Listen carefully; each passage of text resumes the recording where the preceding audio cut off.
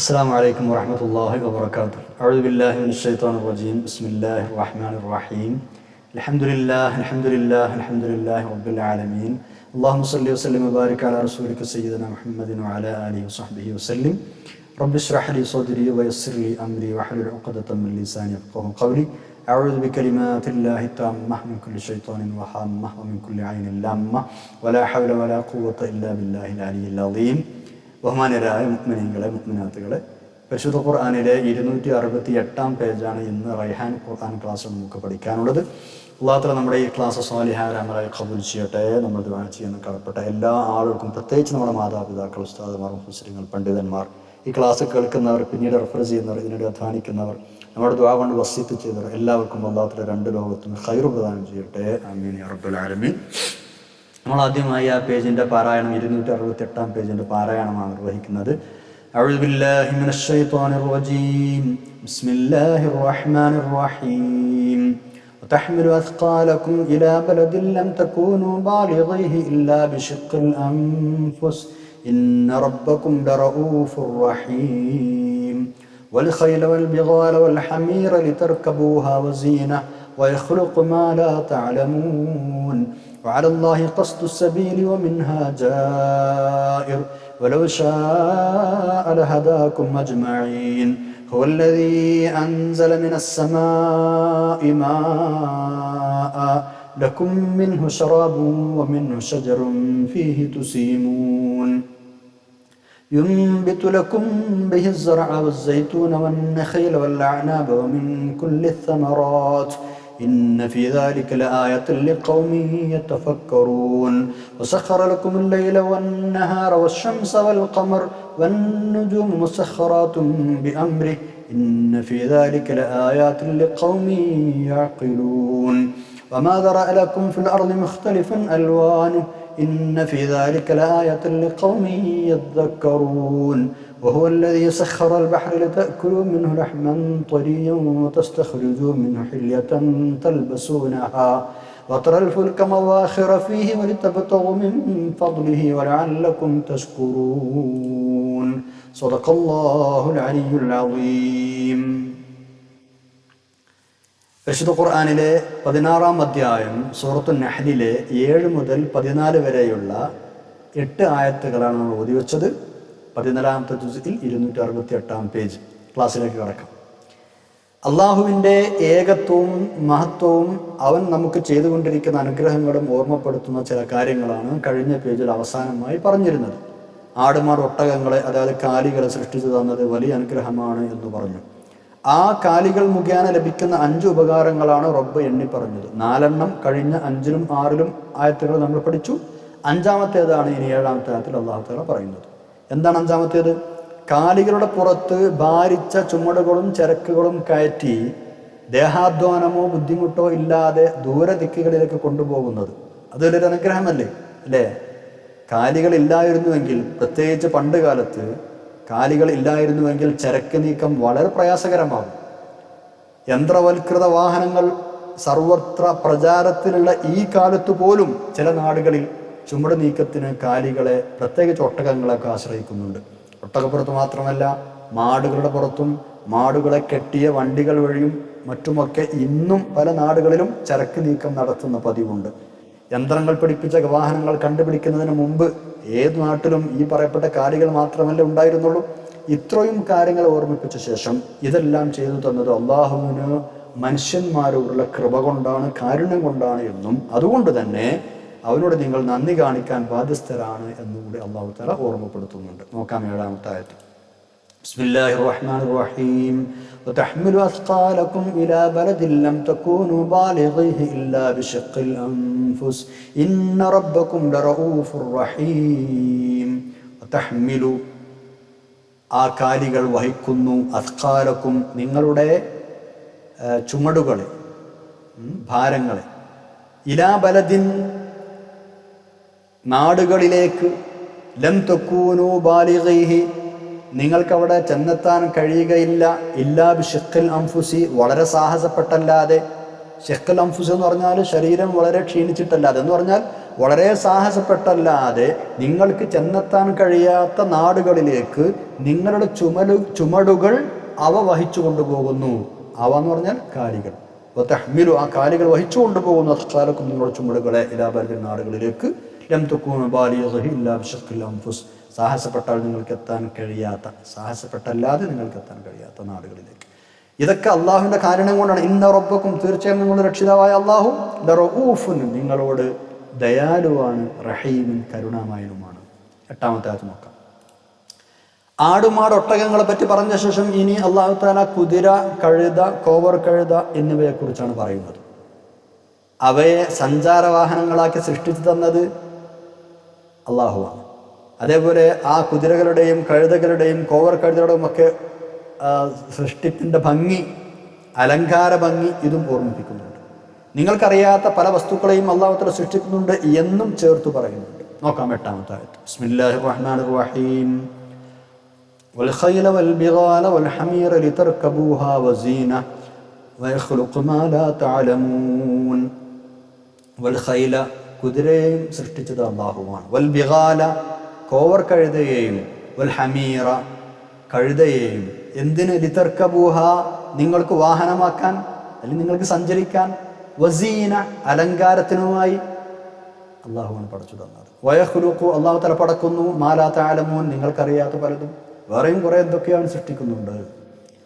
ആടുമാടൊട്ടകങ്ങളുടെ പ്രയോജനത്തെക്കുറിച്ച് പറഞ്ഞപ്പോൾ ഭക്ഷ്യവസ്തുക്കളാണ് എന്ന് ചൂണ്ടിക്കാട്ടിയതുപോലെ ഈ 3 മൃഗങ്ങളും ഭക്ഷ്യവസ്തുക്കളാണ് എന്ന് അള്ളാഹു തആല പറഞ്ഞിട്ടില്ല. കഴിഞ്ഞ കാലികളെ കുറിച്ച് പറഞ്ഞപ്പോൾ നമ്മൾ പറഞ്ഞിരുന്നു തിന്നാനും അള്ളാഹു നിങ്ങൾക്ക് അവയെ പടച്ചു എന്ന്. പക്ഷെ ഇവിടെ തിന്നാൻ എന്ന് പറഞ്ഞിട്ടില്ല. വാഹനമായിട്ടും അലങ്കാരത്തിനും എന്നേ പറഞ്ഞിട്ടുള്ളൂ. അതുകൊണ്ട് തന്നെ ഈ 3 തിന്നാൻ പാടില്ല എന്ന് പണ്ഡിതന്മാർ അഭിപ്രായപ്പെട്ടിട്ടുണ്ട്. പക്ഷേ നാട്ടുകഴുതയെയും കോവർ കഴുതയുടെയും മാംസം, നാട്ടുകഴുതയുടെയും കോവർ കഴുതയുടെയും ഇറച്ചി നബി സല്ലല്ലാഹു അലൈഹി വസല്ലം തങ്ങൾ വിരോധിച്ചു എന്നും കുതിരയുടെ മാംസം തിന്നാൻ അനുവദിച്ചു എന്നും പ്രബലമായ ഹദീസുകളിൽ ഉണ്ട്. അതുകൊണ്ട് തന്നെ കുതിരയുടെ ഇറച്ചി തിന്നുന്നതിന് വിരോധമില്ല എന്നാണ് ബഹുഭൂരിപക്ഷം പണ്ഡിതന്മാരുടെയും അഭിപ്രായം. വയഖ്ലുഖു മാ ലാ തഅലമൂൻ, നിങ്ങൾക്കറിയാത്ത പല വസ്തുക്കളെയും അല്ലാഹു തആല സൃഷ്ടിക്കുന്നുണ്ട്. അതായത് നമ്മുടെ ആവശ്യത്തിന് വേണ്ടി നമുക്കറിയാത്ത പലതും അല്ലാഹു തആല സൃഷ്ടിച്ചു കൊണ്ടിരിക്കുന്നുണ്ട്. ഇപ്പോൾ കഴുത, ഒട്ടകം, കുതിര, കോവർ കഴുത, ആന, ഇങ്ങനെയുള്ള പല ജീവികളുടെയും പുറത്ത് മനുഷ്യൻ പണ്ട് യാത്ര ചെയ്തിരുന്നു, അല്ലേ? അതിനു പുറമെ യാത്രാമാധ്യമങ്ങളായി നിങ്ങൾക്കറിയാത്ത പലതും അള്ളാഹു വഴിയെ സൃഷ്ടിക്കുന്നതാണ് എന്നാണ് ഈ വയഖ്ലുഖു മാ ലാ തഅലമൂൻ എന്ന് പറഞ്ഞ ആശയം. അത് വളരെ വിശാലമായ അർത്ഥമുള്ള ഒരു ആയത്താണ്. വളരെ ശ്രദ്ധേയമായ ശൈലിയാണ് ഖുർആൻ അവിടെ സ്വീകരിച്ചത്. ഇപ്പോൾ കാറുകളോ തീവണ്ടികളോ വിമാനങ്ങളോ സൃഷ്ടിക്കുമെന്ന് പറഞ്ഞാൽ അന്നുണ്ടായിരുന്ന ആളുകൾക്ക് അവരുടെ ബുദ്ധിക്ക് അത് ഉൾക്കൊള്ളാൻ കഴിയില്ല. പല ശാസ്ത്രസിദ്ധികളും നമ്മൾ വിശ്വസിക്കുന്നത് അതെല്ലാം അനുഭവിക്കാനും കഴിയുന്നു എന്നതുകൊണ്ട് മാത്രമാണ്.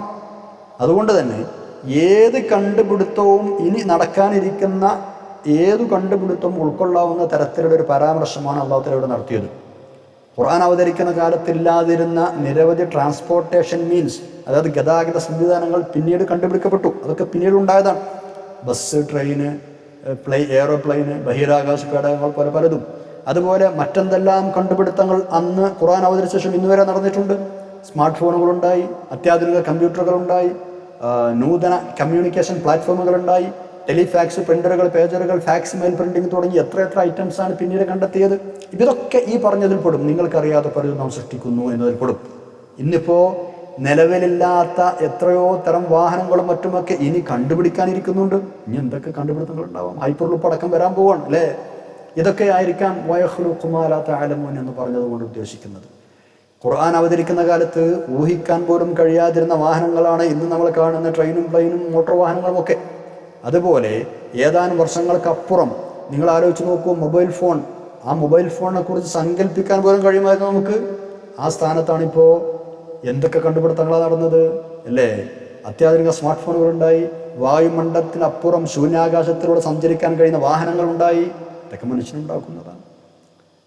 ഇവയെല്ലാം പ്രത്യക്ഷത്തിൽ മനുഷ്യനാണ് ഉണ്ടാക്കുന്നത്, ശരി. പക്ഷേ അത് നിർവഹിക്കാനുള്ള റോ മെറ്റീരിയൽസ്, പാകപ്പെടുത്തിയെടുക്കാനുള്ള ബുദ്ധി, ഇതിൻ്റെ സാഹചര്യം, ചിന്തിക്കാനുള്ള കഴിവ്, ഇതൊക്കെ കൊടുക്കുന്നതാണ് അല്ലാഹുവാണ്. വയഖ്ലുഖു മാ ലാ തഅലമൂൻ, നിങ്ങൾക്കറിയാത്ത പലതും അനുസരിച്ചുകൊണ്ടിരിക്കും. 9-ാമത്തെ ആയത്ത് നോക്കാം. ഇപ്പം ഇതുവരെ നമ്മൾ പറഞ്ഞത് ബാഹ്യമായ വഴികളിലൂടെ സഞ്ചരിക്കാനുള്ള വാഹനങ്ങളെ പറ്റിയാണ് അല്ലേ.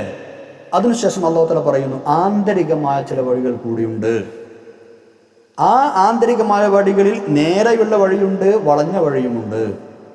നേരായ മാർഗത്തിലൂടെ സഞ്ചരിക്കേണ്ടത് എങ്ങനെയാണ് എന്ന് പറഞ്ഞു കൊടുക്കേണ്ടത് അള്ളാഹുവിൻ്റെ ബാധ്യതയാണ് എന്നും അതാണ് പരിശുദ്ധ ഖുർആനിലൂടെയും പ്രവാചകന്മാരുടെയും അള്ളാഹു അത് നൽകി വരുന്നത് എന്നുമൊക്കെ മനസ്സിലാക്കി തരികയാണ്. ഇനി മനുഷ്യനെയും മറ്റും സൃഷ്ടിച്ച മനുഷ്യനെയും അതേപോലെ മറ്റുള്ള സൃഷ്ടികളെയും ഒക്കെ തൻ്റെ സ്വന്തം തീരുമാനത്തിനും രൂപകൽപ്പനയും അനുസരിച്ചാണ് അള്ളാഹു തആല പടച്ചത്. അവർക്ക് ജീവിക്കാൻ ആവശ്യമായ എല്ലാ സംവിധാനങ്ങളും സന്നാഹങ്ങളും അവൻ ചെയ്തു വെക്കുകയും ചെയ്തു. അതുപോലെ തന്നെ മനുഷ്യൻ്റെ സന്മാർഗപ്രാപ്തിക്കായി ജീവിത വ്യവസ്ഥകളും അള്ളാഹു തആല നിശ്ചയിച്ചു കൊടുത്തു. ഇത് അള്ളാഹുവിൻ്റെ ബാധ്യതയാണ്, കർത്തവ്യമാണ്.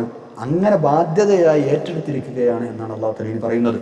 അതേസമയം അള്ളാഹു അവതരിപ്പിച്ച ഈ ജീവിത വ്യവസ്ഥിതികൾ തന്നെ മനുഷ്യൻ്റെ കൈകടത്തലുകൾ കാരണം വഴിയെ മാർഗഭ്രംശം പറ്റി വക്രമായി മാറിയിട്ടുണ്ട്. ഉദാഹരണം ജൂതമതവും ക്രിസ്തുമതവും ഒക്കെ. അള്ളാഹു തആല അത് അവതരിപ്പിച്ചത് ശരിയായ രൂപത്തിലാണ്, പക്ഷേ അതിൻ്റെ ആളുകൾ അതിൽ കൈകടത്തലുകൾ നടത്തി മാറ്റത്തിരുത്തൽ വരുത്തി. മനുഷ്യനിർമ്മിത മതങ്ങളുടെ കാര്യം പിന്നെ പറയേണ്ടതില്ല. അള്ളാഹു അവതരിപ്പിച്ചത് തന്നെ ഇവരെങ്ങനെ മാറ്റം വരുത്തുക ചെയ്തത്. ചുരുക്കത്തിൽ മതം ശരിയോ തെറ്റോ എന്ന് പരിശോധന നടത്തി സ്വീകരിക്കുക എന്നത് അടിമകളുടെ ചുമതലയിലാണ് എന്നർത്ഥം. അള്ളാഹു തആല ജീവിത വ്യവസ്ഥിതി നൽകി, അത് ശരിയാണോ തെറ്റാണോ എന്ന് പരിശോധിച്ചിട്ട് അത് ശരി അംഗീകരിക്കുക, തെറ്റ് ഒഴിവാക്കുക എന്നത് അടിമകളുടെ ബാധ്യതയാണ്. ആ സംഗതി വിവരിച്ചു കൊടുക്കുന്നത് ഇത് ഇന്നത് ശരിയാണ് ഇന്നത് തെറ്റാണെന്ന് പറഞ്ഞു കൊടുക്കുന്ന ആരുടെ ബാധ്യതയാണ്? അള്ളാഹുവിൻ്റെ ബാധ്യതയുമാണ്. നോക്കാം 9-ാമത്തെ ആയത്ത്. ബിസ്മില്ലാഹിർ റഹ്മാനിർ റഹീം. വഅലല്ലാഹി ഖസ്ദുസ് സബീലി വമിൻഹാ ജാഇർ വലൗ ശാഅ ലഹദാകും അജ്മഈൻ. വഅലല്ലാഹ്, അള്ളാഹുവിൻ്റെ ബാധ്യതയാണ്, അള്ളാഹുവിൻ്റെ കർത്തവ്യമാണ്, അള്ളാഹുവിൻ്റെ മേൽ ബാധ്യതയാണ്. എന്ത്? ഖസ്ദുസ് സബീലി, സന്മാർഗ പ്രതിപാദനം എന്ന് പറഞ്ഞാൽ നേരായ മാർഗം വ്യക്തമാക്കി കൊടുക്കുക എന്നത്, അത് പ്രതിപാദിച്ചു കൊടുക്കുക എന്നത് അള്ളാഹുവിൻ്റെ ഉത്തരവാദിത്തമാണ്. വമിൻഹ ജാഇറുൻ, എന്നാൽ ചില മാർഗങ്ങൾ വക്രമായിരിക്കും. വമിൻഹ, ആ വഴികളിലുണ്ട്. ജാഇറുൻ, വളഞ്ഞ വഴികൾ. ആ വഴികളിൽ ചിലത് തെറ്റായിരിക്കും. അത് മനുഷ്യൻ കണ്ടെത്തണം. മനസ്സിലാവുന്നുണ്ടോ? അല്ലെങ്കിൽ അള്ളാഹു തആല അവതരിപ്പിച്ച മാർഗങ്ങളിൽ മനുഷ്യന്മാർ കൈകടത്തൽ നടത്തി അതിൽ വക്രത വരുത്തിയിരിക്കും. അതിൽ കുഴപ്പങ്ങളുണ്ടായിരിക്കും. അത് മനുഷ്യന്മാർ കണ്ടെത്തണം. നല്ലത് ഇന്നതാണെന്ന് പറഞ്ഞു തരുന്നത് അള്ളാഹുവിൻ്റെ ബാധ്യതയാണ്. നല്ലത് ഇന്നതാണെന്ന് പറഞ്ഞു കൊടുത്ത വഴികളിൽ തന്നെ മനുഷ്യന്മാരെന്തായിട്ടുണ്ടാകും? വമിൻഹ ജാഇറുൻ, അതിലവർ വക്രത വരുത്തിയിട്ടുണ്ടാകും, വളഞ്ഞ വഴികളായിട്ടുണ്ടാവാം. വലൗ ശാഅ, അള്ളാഹു തആല ഉദ്ദേശിച്ചിരുന്നെങ്കിൽ ലഹദാക്കും, ലഹദാക്കും, അവൻ സന്മാർഗ ദർശനം ചെയ്തിരുന്നു. അജ്മഈൻ, എല്ലാവരെയും. അള്ളാഹു ഉദ്ദേശിച്ചിരുന്നെങ്കിൽ നിങ്ങളെ സർവ്വരെയും അവൻ സന്മാർഗ ദർശനം നടത്തിയേനെ. അലല്ലാഹി ഖസ്ദുസ് സബീൽ എന്ന് പറഞ്ഞാൽ അലല്ലാഹിൽ ബയാൻ, അതായത് അള്ളാഹു ഹുദ ഇന്നതാണ്, വലാലത്ത് ഇന്നതാണ് എന്ന് പറഞ്ഞ് വിവരിച്ചു കൊടുക്കാൻ അള്ളാഹുവിൻ്റെ ബാധ്യതയാണ്. വമിൻഹാ ജാഇറുൻ, ആ വഴികളിൽ ജാഇറുൻ അൻ ഹഖ്, സത്യത്തിൽ നിന്നും തെറ്റിയ വഴികളുണ്ടാവാം എന്നർത്ഥം. ചിലപ്പോഴെല്ലാം ഖുർആൻ സ്വീകരിച്ചു വരുന്നൊരു ശൈലിയാണ്. എന്തെന്നറിയോ? ബാഹ്യമായ ചില ഐഹികമായ കാര്യങ്ങളെക്കുറിച്ച് പറഞ്ഞ ശേഷം അതോട് ചേർന്ന് തന്നെ ആന്തരികമായ, ആത്മീയമായ, ധാർമ്മികമായ വിഷയങ്ങളെക്കുറിച്ച് ഓർമ്മപ്പെടുത്തും. അതാണ് ഇവിടെയും അല്ലാഹു സ്വീകരിച്ചത്. വഅലല്ലാഹി ഖസ്ദുസ് സബീൽ എന്ന് പറഞ്ഞെടുത്തു. ഇപ്പോൾ തൊട്ട് മുമ്പേ നമ്മൾ വാഹനങ്ങൾ, കാലികൾ, ഇതിനെക്കുറിച്ചൊക്കെ പറഞ്ഞു അല്ലേ, പുറത്ത് യാത്ര ചെയ്യേണ്ട. അതോടൊപ്പം ആത്മീയമായ ഒരു വഴിയെക്കുറിച്ച് കൂടെ അല്ലാഹു പറഞ്ഞു തരാം. ഇതിന് വേറെ ഉദാഹരണം ഇവിടെ നിന്ന് സൂറത്തുൽ 2-ാമത്തെ അധ്യായം, 2-ാം അധ്യായം സൂറത്തുൽ ബഖറയിൽ 197-ാം ആയത്തിൽ ഹജ്ജ് യാത്രകളിൽ ഭക്ഷണം പോലെയുള്ള യാത്രാപാതയങ്ങൾ കരുതണമെന്ന് പറഞ്ഞൊരായത്തുണ്ട് അല്ലേ. ആ ആയത്തിന് ശേഷം അല്ലാഹു തആല പറയുന്നുണ്ട്, ബിസ്മില്ലാഹിർ റഹ്മാനിർ റഹീം, ഫഇന്ന ഖൈറസ്സാദി തഖ്വ, ഏറ്റവും നല്ല പാതയം ഭയഭക്തിയാണ്. അപ്പോൾ ഹജ്ജിന് പോകുമ്പോൾ കൂടെ കരുതേണ്ട ഭക്ഷണ പദാർത്ഥങ്ങളെക്കുറിച്ച് പറഞ്ഞു. അതിനുശേഷം എന്നിട്ട് പറഞ്ഞു ആത്മീയമായൊരു പാതയത്തെക്കുറിച്ച് കൂടി, അത് തഖ്വ, അത് നിങ്ങൾ കൊണ്ടുനടക്കണം കേട്ടോ എന്ന് പറഞ്ഞു. ഉദാഹരണം. അതേപോലെ തന്നെ 7-ാം അധ്യായം 26-ാം അധ്യായത്തിൽ നഗ്നത മറക്കാൻ വേണ്ടി, മനുഷ്യൻ്റെ ബാഹ്യമായ നഗ്നത മറക്കാൻ വേണ്ടി വസ്ത്രം നൽകി അനുഗ്രഹം പറഞ്ഞപ്പോൾ അല്ലാഹു തആല അതിനോട് ചേർത്തി പറഞ്ഞു, വലിബാസു തഖ്വ ദാലിക ഖൈർ, തഖ്വ എന്ന വസ്ത്രം അതാണ് കേട്ടോ ഏറ്റവും ഉത്തമം. അത് ആത്മീയമായ തഖ്വയെക്കുറിച്ച് കൂടി പറഞ്ഞു. അപ്പോൾ ബാഹ്യമായ ഭൗതികമായ എന്തെങ്കിലും വിഷയം പറഞ്ഞതോട് കൂടെ തന്നെ ആത്മീയ വിഷയം പറയുക എന്നത് ഖുർആന്റെ ശൈലിയാണ്. അതേപോലെയാണ് ഇവിടെ ഖസ്ദുസ് സബീലി എന്ന് പറയാൻ കാരണം. മനസ്സിലായിട്ടുണ്ടെന്ന് കരുതുന്നു. വലൗ ശാഅ ലഹദാകും അജ്മഈൻ, അള്ളാഹു ഉദ്ദേശിച്ചിരുന്നുവെങ്കിൽ എല്ലാവരെയും അവൻ നേർമാർഗത്തിലാക്കുമായിരുന്നു. അതായത് അള്ളാഹു തആല കാണിച്ചു തരുന്ന നേരായ മാർഗത്തിലൂടെ സഞ്ചരിക്കുന്ന ആളുകളെ മാത്രമേ അവൻ സന്മാർഗത്തിൽ ചേർക്കുകയുള്ളൂ.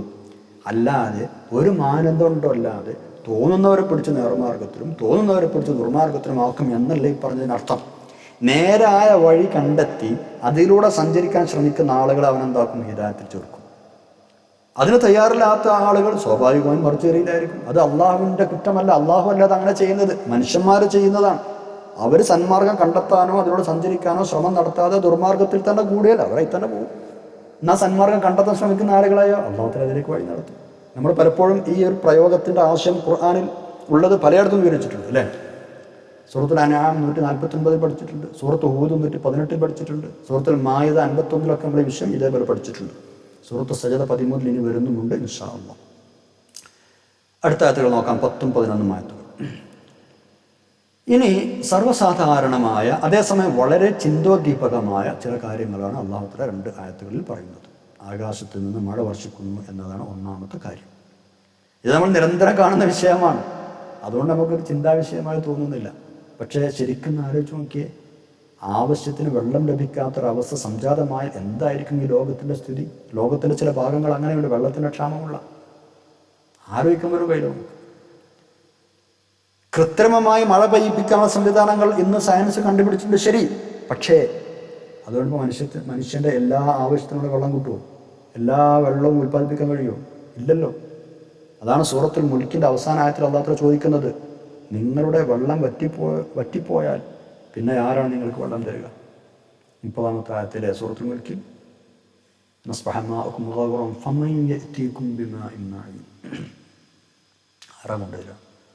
അപ്പോൾ ഇത് വലിയ ഔദാര്യമാണ്, മഹാ ഔദാര്യമായി അല്ലാഹു തആല വർഷിച്ചു തരുന്ന മഴ, വെള്ളം നിങ്ങൾ കുടിക്കാൻ ഉപയോഗിക്കുന്നു, കൃഷി ചെയ്യാൻ ഉപയോഗിക്കുന്നു.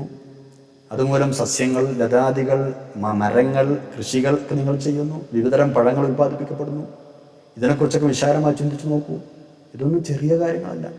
ശരിയായി ചിന്തിക്കുന്ന ആളുകൾക്ക് വലിയ വലിയ പാഠങ്ങൾ നൽകുന്ന വലിയ അനുഗ്രഹങ്ങളാണ് ഇത് എന്നാണ് അല്ലാഹു തആല പറയുന്നത്. നോക്കാം, ആയത്ത് നോക്കാം. ബിസ്മില്ലാഹിർ റഹ്മാനിർ റഹീം. ഹുവല്ലദീ അൻസല മിനസ് സമാഇ മാഅ ലക്കും മിൻഹു ശറാബുൻ വമിൻഹു ശജറുൻ ഫീഹി തുസീമൂൻ ينبت لكم به الزرع والزيتون والنخيل والأعناب ومن كل الثمرات إن في ذلك لآية لقوم يتفكرون هو الذي الله وانا أنزل ഇറക്കി തന്നത് മിനസ്സമായി അന്തരീക്ഷത്തിൽ നിന്ന് വെള്ളം എന്ന് പറഞ്ഞാൽ അന്തരീക്ഷത്തിൽ നിന്ന് നിങ്ങൾക്ക് മഴ വർഷിച്ചു തരുന്നത് അവനാണ്. ലക്കും നിങ്ങൾക്കുണ്ട്, മിൻഹു അതിൽ നിന്ന്, ഷറാബുൻ പാനീയമുണ്ട്. അപ്പോൾ ലക്കും മിൻഹു ഷറാബ് എന്ന് പറഞ്ഞാൽ അതിൽ നിന്നാണ് നിങ്ങൾ പാനം ചെയ്യുന്നത്, കുടിക്കുന്നത്. വമിൻഹു അതിൽ നിന്ന് തന്നെയാണ് ഷജറുൻ ചെടികൾ ഉണ്ടാകുന്നത്. ഫീഹി തുസീമൂൻ കാലികളെ മേയ്ക്കാനുള്ള.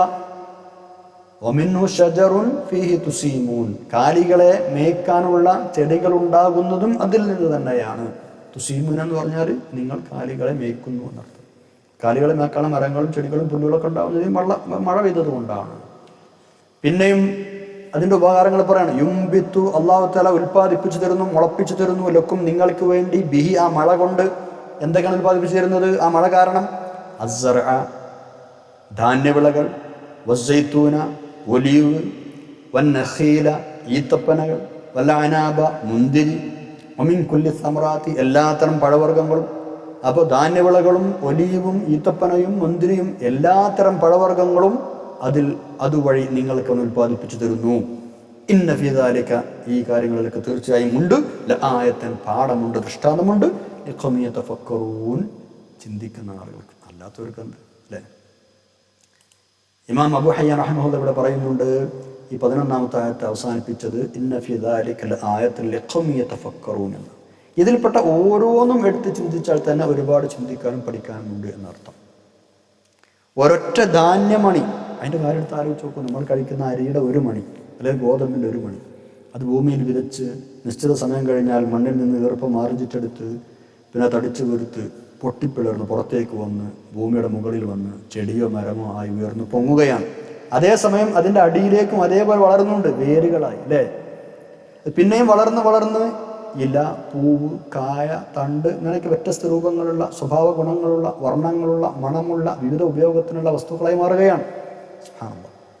ഇതൊക്കെ സർവശക്തനായ അള്ളാഹുവിൻ്റെ നിയന്ത്രണം അനുസരിച്ച് മാത്രമാണ് നടക്കുന്നത്. അതാണ് അല്ലാഹു തആല ഇതിൽ ഒരുപാട് പാഠമുണ്ട് എന്ന് പറയാൻ കാരണം. 12-13 ആയത്തുകൾ നോക്കാം.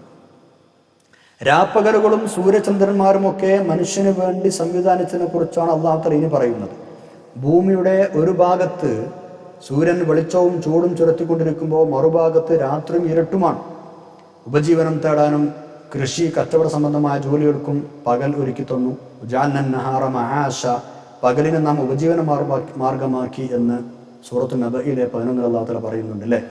രാത്രി സമയങ്ങളിൽ ജോലിയോ മറ്റോ തീരെ നടക്കൂല എന്നല്ലേ പറഞ്ഞതിനർത്ഥം. സ്വാഭാവികമായും അധികവും നടക്കുന്നത് പകലിലാണ് എന്ന് മാത്രം അർത്ഥമുള്ളൂ. അതുപോലെ തന്നെ നക്ഷത്രങ്ങളും അള്ളാഹുവിൻ്റെ നിയന്ത്രണത്തിലാണ്, ചൊൽപ്പടിയിലാണ്.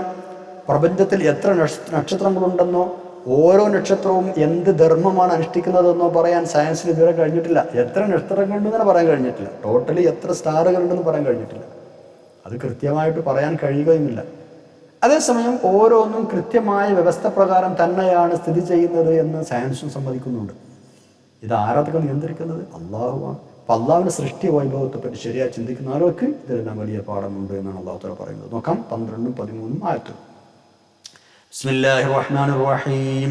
വസഖറ ലക്കും അൽ-ലൈല വൻ-നഹാറ വശ്-ശംസ വൽ-ഖമർ വൻ-നുജൂമു മുസഖഖറാത്തുൻ ബിഅംരിഹി إن في ذلك لآيات لقوم يعقلون وما ذرأ لكم في الأرض مختلفا ألوانه إن في ذلك لآية لقوم يذكرون وسخر لكم നിങ്ങൾക്കവൻ കീഴ്പ്പെടുത്തി തന്നു, അധീനപ്പെടുത്തി തന്നു.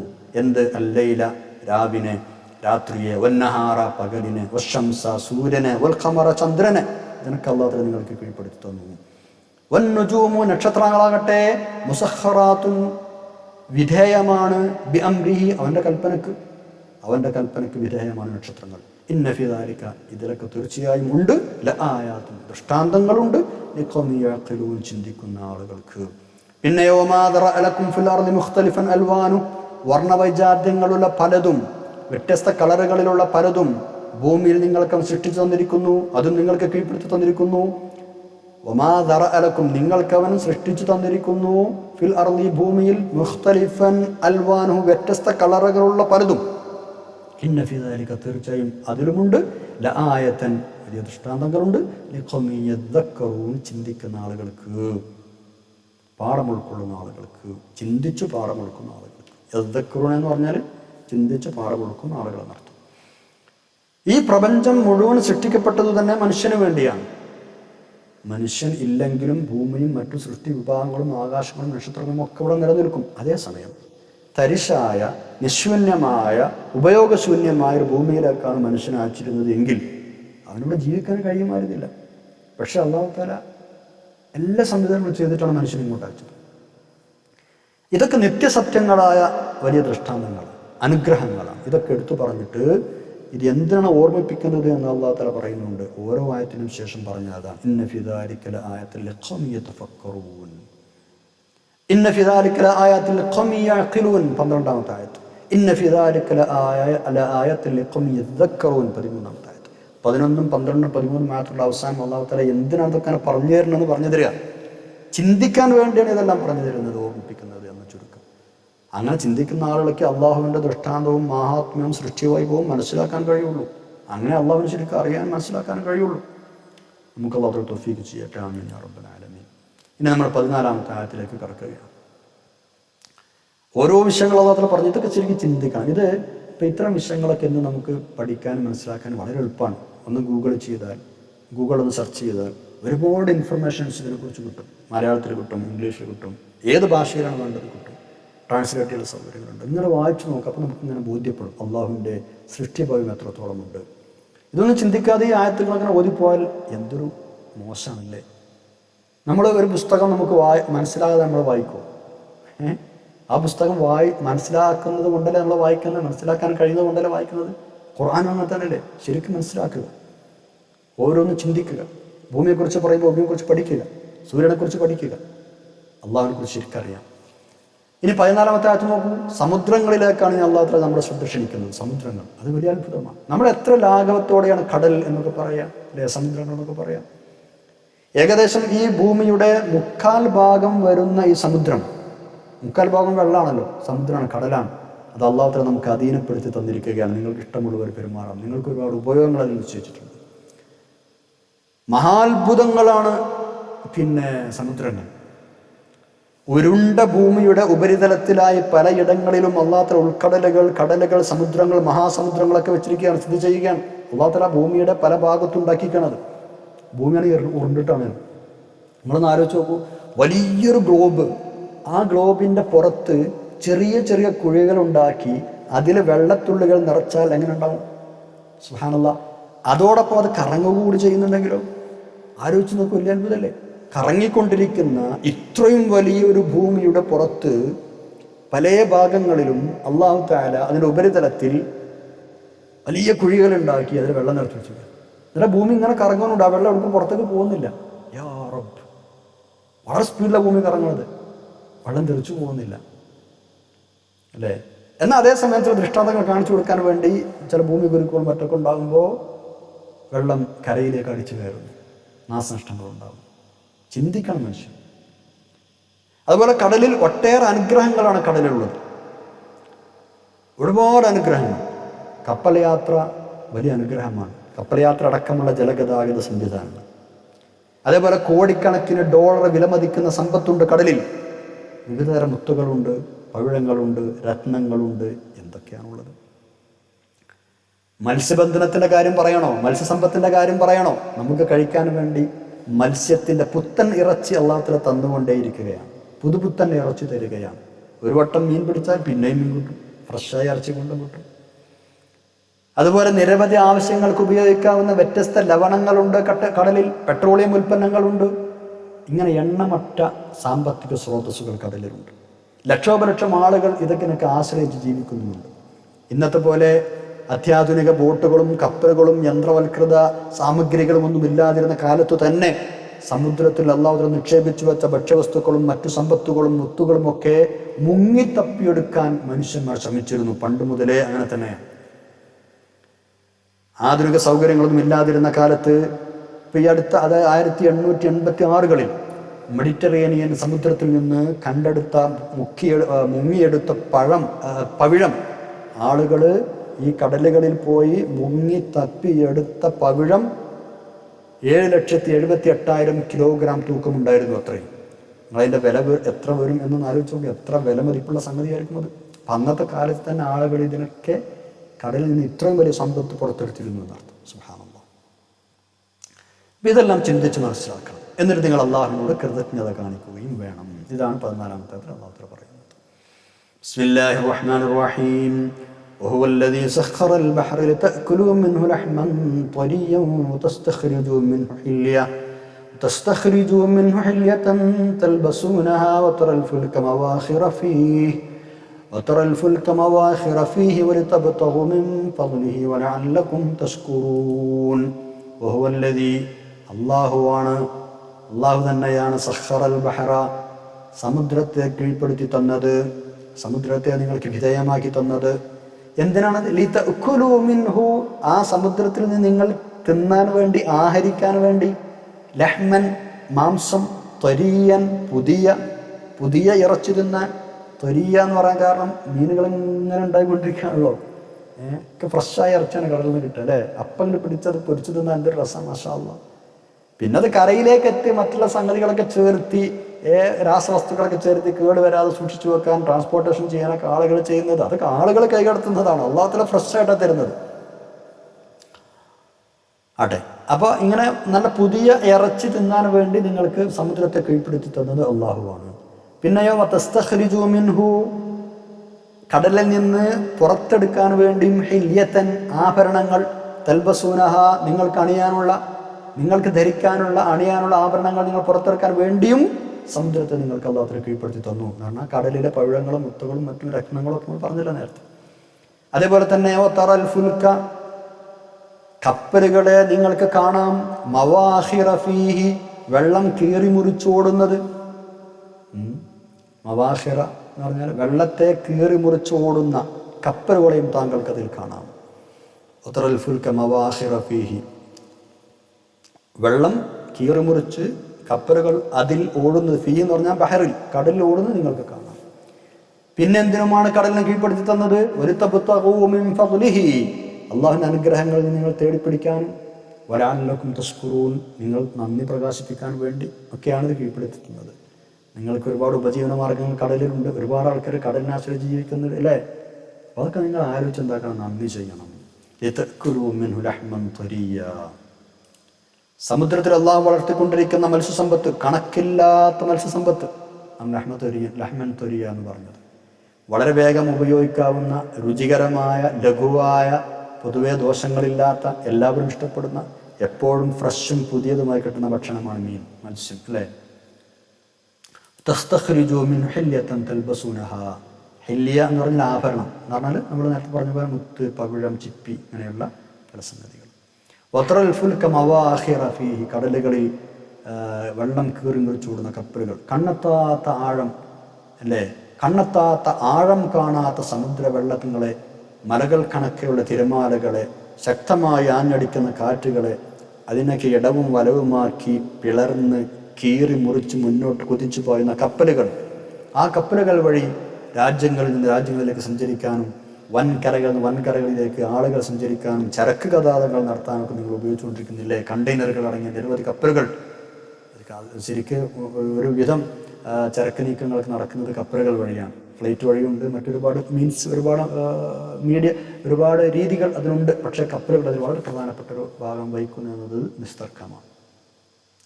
ഇത് പണ്ട് മുതലേ തുടങ്ങിയ സംഭവമാണ്. നൂഹ് നബി അലൈഹി ഇസ്ലാമിൻ്റെ കാലം മുതൽ തുടങ്ങിയ ഈ കപ്പലുകൾ അല്ലേ, അനുദിനം വ്യത്യസ്ത രൂപങ്ങളിൽ പുരോഗമിച്ചു കൊണ്ടിരിക്കുകയാണ്. ഇതെല്ലാം സജ്ജമാക്കി തന്ന, അതിനു വേണ്ട സാഹചര്യങ്ങൾ നിങ്ങൾക്ക് ശരിപ്പെടുത്തി തന്ന അള്ളാഹുവിന് നന്ദി കാണിക്കാൻ നിങ്ങൾ എപ്പോഴും ബാധ്യസ്ഥരാണ് എന്ന് ഓർമ്മിപ്പിച്ചുകൊണ്ടാണ് ആയത്ത് അവസാനിപ്പിക്കുന്നത്. വലഅല്ലക്കും തഷ്കുറൂൻ, നിങ്ങൾ നന്ദി ചെയ്യാൻ വേണ്ടിയാണ് ഇതൊക്കെ ഇങ്ങനെ അള്ളാഹു തആല ചെയ്തു തരുന്നത്, സംവിധാനിച്ചു തരുന്നത്. അള്ളാഹു നമ്മൾ അത്ര ആളുകൾ ചേർത്ത് തരട്ടെ. ആമീൻ യാ റബ്ബൽ ആലമീൻ. ഇത്രയുമാണ് ഇന്നത്തെ പേജിൽ നമുക്ക് പഠിക്കാനുള്ളത്. ഇൻഷാ അല്ലാഹ് ദുആ ചെയ്ത് പിരിയാം. അൽഹംദുലില്ലാഹി റബ്ബിൽ ആലമീൻ. അല്ലാഹുമ്മ സ്വല്ലി വസല്ലിം വബാരിക് അലാ സയ്യിദിനാ മുഹമ്മദിൻ വഅലാ ആലി സയ്യിദിനാ മൗലാനാ മുഹമ്മദ്. അള്ളാഹു ഞങ്ങൾ പറഞ്ഞതും കേട്ടതും പഠിച്ചതും സ്വാലിഹായ അമലായി ഖബൂൽ ചെയ്യുന്ന, ആഖിറത്തിലേക്ക് ഉപകരിക്കുന്ന വലിയ അമലാക്കി മാറ്റി തരണം തമ്പുരാനെ. നിന്റെ ഇത്ര മഹാ അനുഗ്രഹങ്ങൾ പഠിച്ച് മനസ്സിലാക്കാനും നിന്നെ അർഹിക്കുന്ന രൂപത്തിൽ നന്ദി ചെയ്ത് ജീവിക്കാനും തൗഫീഖ് നൽകണം തമ്പുരാനെ. ഒരുപാട് കാലം നൽകിയെന്നും ഇൽമിനും ഖുർആൻ ഖിദ്മത്തിയുള്ള ഇഖ്ലാസുൽ ഖിദ്മത്തിൽ അവസരം നൽകണം അല്ലാഹ്. ദുആ കൊണ്ട് വസിയത്ത് ഒരുപാട് ആളുകളുണ്ട്, നീ റാഹത്ത് നൽകണം തമ്പുരാൻ. രോഗികൾക്ക് ശിഫ നൽകണം റബ്ബേ. ഞങ്ങൾ ഉമ്മാക്കും ബാപ്പാക്കും ഉസ്താദുമാർക്കും പണ്ഡിതന്മാർക്കും ഈ ക്ലാസ് കേൾക്കുന്നവർക്കും അധ്വാനിക്കുന്നവർക്കും എല്ലാവർക്കും ഖൈറും സലാമത്തും സന്തോഷം നൽകണം തമ്പുരാനെ. നമ്മളെല്ലാവരും ആക്കം താമാക്കണം അല്ലാഹ്. اللهم اجعل جمعنا هذا جمعا مرحوما وتفرقنا من بعده تفرقا معصوما ولا تجعل اللهم فينا ولا منا ولا معنا شقيا ولا مطرودا ولا محروما. ربنا آتنا في الدنيا حسنة وفي الآخرة حسنة وقنا عذاب النار. ربنا تقبل منا إنك أنت السميع العليم وتب علينا إنك أنت التواب الرحيم. آمين برحمتك يا أرحم الراحمين. وصلى الله تعالى وسلم على خير خلق سيدنا محمد وعلى آله وصحبه أجمعين. سبحان ربك رب العزة عما يصفون وسلام على المرسلين الحمد لله رب العالمين. سبحانك اللهم وبحمدك أشهد أن لا إله إلا أنت أستغفرك وأتوب إليك. السلام عليكم ورحمة الله وبركاته.